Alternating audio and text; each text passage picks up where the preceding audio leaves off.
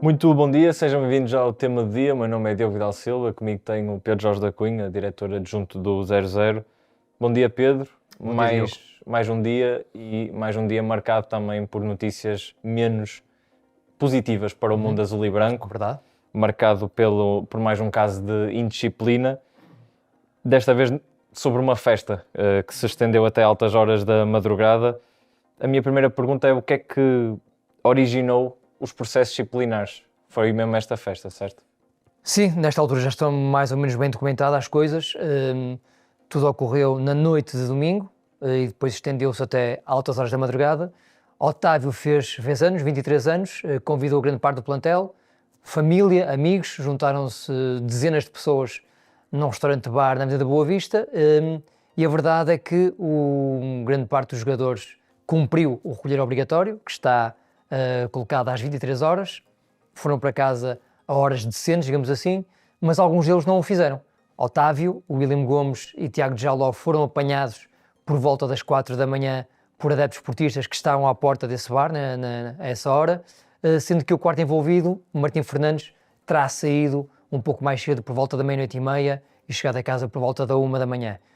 Portanto, tudo isto chegou ao conhecimento da SAD do Porto, que perante as imagens, perante os factos, acionou os devidos processos disciplinares. Vamos ver o que é que isto vai dar nos próximos dias. A verdade é que é mais um caso que vem abalar a época desportiva do Futebol Clube Porto, uma época que está a ser muito má desportivamente, o Porto está fora de todos os seus objetivos principais e a verdade é que estes jogadores, com este comportamento, demonstram que não fazem a mínima ideia do que é a responsabilidade de vestir uma camisola de um clube com a dimensão do Futebol Clube Porto, como seria do Sporting, do Benfica, do Braga ou do Vitória. Mas neste caso estamos a falar do Porto. Estes jogadores têm que perceber uma coisa, é um privilégio representar o Futebol Clube Porto. Há um código de conduta, há um regulamento interno e isso tem que ser respeitado. Ainda mais num contexto, como nós sabemos, que nesta altura é extremamente negativo, desportivamente para o Porto. Ainda há poucos dias, pouco mais de uma semana, o Porto foi goleado em casa pelo Benfica. Tem de haver recato. Eles têm de perceber que vivem numa cidade que vive este clube. E ao fazerem este tipo de comportamentos infantis, adolescentes, incompreensíveis, no meu entender, estão a colocar em causa o portismo, os portistas, a fidelidade dos adeptos, a ligação com a administração da SAD, que faz um esforço enorme para ter os pagamentos todos em dias. São jogadores que são pagos principescamente, ninguém lhes obriga a ter uma vida monástica, mas têm de ter uma vida compatível com a sua profissão. Isso é inegociável.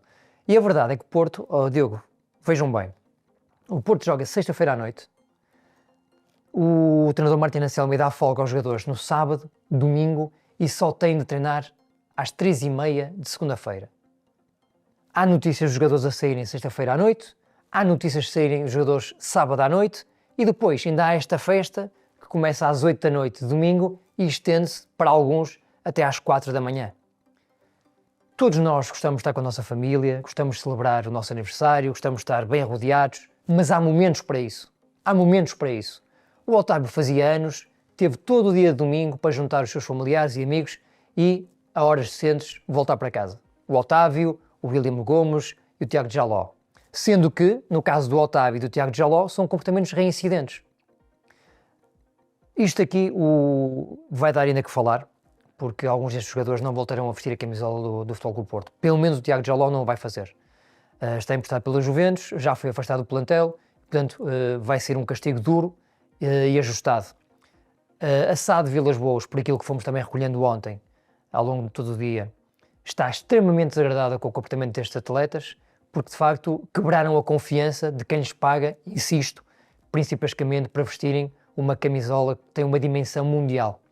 E estes jogadores, não os conheço pessoalmente, mas parece-me que não sabem onde estão, não sabem onde é que estão a jogar, não conhecem a cidade, não conhecem o clube, e no caso, pelo menos do Otávio, que já está aqui há mais de um ano na cidade do Porto, é particularmente grave. Portanto, vamos ver, tens aí mais algumas perguntas, sim, mas a introdução era importante. Claro, como é que se explica no fundo um erro destes, não é? Depois do que mencionaste, o próprio Otávio, conhecendo a história do clube, o que viveu também na meia época anterior, sim, como é que se explica um erro destes? Eu falava ontem com algumas pessoas que estão por dentro daquilo que se passa no Futebol Clube Porto, conhecem bem o plantel, e algumas delas falavam-me na falta de um Pepe, de um Jorge Costa, de um Paulinho Santos. E não vou tão longe, Diogo. Eu acho que cada um deles tem de ter a cabeça e tem de ser responsável. Claro que um jogador com essa dimensão e com essa estipe portista, ADN portista, facilita o trabalho da SAD em alguns momentos, particularmente os momentos negativos e com problemas disciplinares. Mas o Otávio fez 23 anos, tem tido um rendimento paupérrimo, extremamente desequilibrado em campo, alterna um jogo bom, como fez, por exemplo, na estreia de Martin Anselmi contra o Maccabi, com ações absolutamente infantis, inaceitáveis. Um jogador que foi extremamente caro com o Porto, foi uma aposta muito forte da antiga administração e do antigo treinador, tem contrato até 2028 e não tem claramente merecido esta aposta. Tem sido, de facto, um tiro completamente ao lado. Eu percebo que é um ativo da SAD e que a SAD tem a responsabilidade, até porque encontrou os cofres completamente depauperados, arrombados, tem de gerir esses ativos com pinças.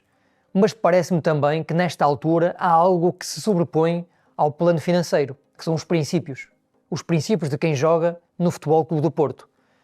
E se a SAD André Vilas-Boas facilitar, se tiver uma postura se calhar mais compreensiva para um caso como este, que não é o primeiro ao longo desta temporada, provavelmente isso vai espalhar-se pelo balneário e as coisas vão ficar descontroladas. Portanto, isto tem que ser muito bem gerido pela SAD azul e branca. Percebo mais uma vez que haja ativos que têm que ser valorizados, mas depois há um balneário que não está para atuar estes comportamentos de alguns dos seus elementos. E, portanto, parece-me que este é o momento certo para André Vilas-Boas, mais uma vez, mostrar que é o homem certo no lugar certo. E o Porto pronunciou-se formalmente a propósito disso? Ainda não se pronunciou formalmente e eu acho que precisamente por isto que eu estava a referir, Diogo. O Tiago Djaló é um jogador emprestado pelas Juventus e, portanto, será o caso mais fácil de resolver, mas todos os três restantes envolvidos têm contratos longos e são jogadores que o Martim e o William Gomes ainda muito jovens, mesmo o Otávio, um jogador ainda com 23 anos, portanto com margem para melhorar, e aí o Futebol Clube do Porto não quererá queimar nesta altura estes seus ativos, mas a verdade é que se não o fizeres de forma, portanto não estou a dizer para queimar os ativos, mas se não os punir nesta altura de uma forma muito forte, isto não vai ser resolvido da melhor forma. Há muitas questões aqui em cima da mesa para serem resolvidas, mas há uns factos que são também irrebatíveis. Ao longo do ano, o comportamento social de alguns jogadores não é compatível com as funções que têm no Futebol Clube do Porto. E isto depois une-se, associa-se a uma época que está a ser muito negativa. Voltando um bocadinho atrás, o André Vilas-Boas foi eleito com 80% dos votos dos portistas, encontrou um clube destruído financeiramente por quem lá estava antes, e conseguiu, com um esforço fantástico, juntar os cacos e dar sustentabilidade financeira à instituição. O plantel tem tudo em dia, os funcionários têm tudo em dia, vários funcionários foram aumentados, a administração também aproximou-se dos sócios, criou o portal da transparência, vai avançar com o centro de treinos em Gaia. Portanto, o trabalho fora do relevado está a ser muito positivo. Mas depois há este lado esportivo, que é o mais visível, o mais evidente, e é aquele que os portistas naturalmente também querem ver ao nível de todo o resto. E estes comportamentos, que no fundo minam um grupo de trabalho, criam desconfiança, levam-me a pensar que há jogadores que de facto não é só uma questão técnica ou tática, não têm inteligência, não têm maturidade e não têm equilíbrio para serem profissionais de futebol e não têm de facto competência para receberem 100 mil euros ao final de cada mês. É muito mau tudo isto está a acontecer e de facto é o momento certo para que o André Vilas-Boas faça de facto as suas opções e separe as maçãs boas das maçãs podres. Claro. Já falaste do Tiago Djaló, que é o caso mais fácil do Porto, e mencionaste também a propósito dos contratos longos, tanto Otávio, Martim como o William Gomes. Quais é, Ou seja, qual é o futuro destes infratores do Porto, principalmente aqueles que na próxima época, em princípio, ainda têm um contrato com o clube? Diogo, nesta altura, portanto, foi aberto um processo disciplinar, é importante dizer isto, e os jogadores terão agora 15 dias para responderem à nota de culpa. Durante estes 15 dias, o Otávio, o William e o Martim continuarão a treinar de forma normal às ordens do Martin Anselmi. Provavelmente não vão a jogo, enquanto isto não for resolvido. Não nos deram essa garantia, mas provavelmente não irão a jogo. Será também uma opção do treinador argentino, que eu espero, também para bem dos esportistas e tudo aquilo que nós temos anteriormente, que não seja complacente com os infratores. Em relação ao Tiago Jaló, é um caso diferente. E vale a pena recordar aquilo que já aconteceu em janeiro. Em janeiro, quando o Futebol Clube Porto foi jogar à Madeira com o Nacional e podia passar para a frente do campeonato, isto parece, não aconteceu assim há tanto tempo quanto isso, foi há 3 meses, o Tiago Jaló decidiu que era boa ideia passar o Réveillon em Madrid. Foi do Porto para Madrid, passou a passagem de ano em Madrid, fez um voo depois para a cidade do Porto e no dia a seguir embarcou com a equipa para a Madeira. Eu imagino em que estado físico é que estaria o Tiago Jaló se tivesse de ir a jogo.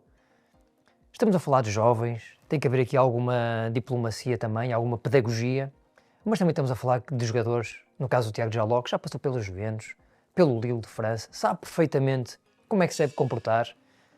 Insisto, ninguém está aqui à procura de seres humanos perfeitos, seres humanos que não erram, mas há momentos para errar. Há momentos para um ou outro excesso. E este momento, na cidade do Porto, perante tantos resultados negativos, perante uma fase tão delicada, não é o momento para os jogadores se exporem. E se eles não têm essa lucidez, tem de haver alguém que os chame à razão. Vamos esperar que Jorge Costas, o Bizarreta e a SAD Azul e Branca tenham também essa capacidade de recuperar alguns destes jogadores. Só para acabar essa parte, acredito que o Tiago Jaló, de facto, a sua fase no Porto acabou.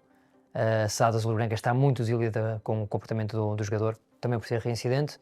Em relação a William Gomes e Martim, são casos distintos. O William chegou em janeiro do Brasil, é um menino, parece-me que foi um bocadinho arrastado também na onda, porque chega a um país novo, é normal que se agarre um bocadinho aos seus compatriotas, está nos primeiros meses de azul e branco e parece-me que tem aqui atenuantes mais fortes para o seu caso. O Martim Fernandes é um jogador da formação, conhece muito bem o Futebol Clube Porto, é uma aposta muito forte desta SAD e esperemos também que não se perca nos caminhos errados das más companhias. O caso do Otávio, como eu já disse, é um caso diferente e, na minha perspectiva, mais grave. Sim. Pedro, por fim, qual é que tem sido o feedback do mundo azul e branco a este grande choque, acredito, para os adeptos do Porto? O 0-0 não esteve lá ontem, mas segundo aquilo que veio na imprensa desportiva hoje, dezenas de adeptos do Porto, alguns com ligações à claque, outros não, estiveram ontem no Olival, no centro de treinos do Porto, a protestarem. Estão desiludidos, querem compromisso, querem uma resposta diferente daqueles que têm o privilégio de representá-los todos os fins de semana dentro de um relevado de futebol. E de facto houve um protesto sonoro. Por aquilo que soube, não houve mais do que isso, não houve agressões, não houve danos materiais em nenhuma viatura dos jogadores do Porto.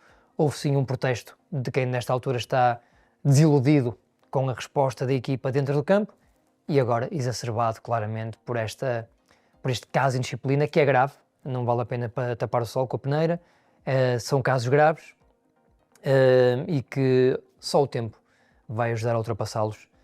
Vamos ver como é que o Porto vai reagir, vamos ver como é que Martin Anselmi também se vai comportar na conferência de imprensa relativamente a estes casos e vamos ver como é que o Porto vai abordar aquilo que resta da temporada, lembrando que a nível interno está o 3º lugar em causa e depois, logo a seguir, depois de umas curtas férias, há o Mundial de Clubes.